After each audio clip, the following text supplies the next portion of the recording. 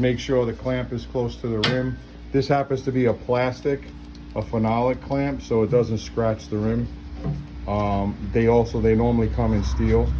And I actually have the plastic tire iron too, so it doesn't damage the rim.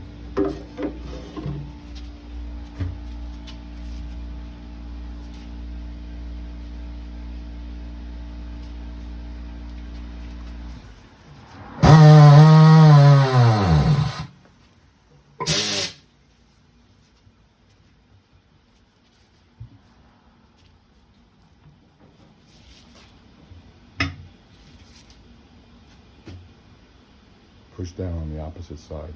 Yeah. There you go.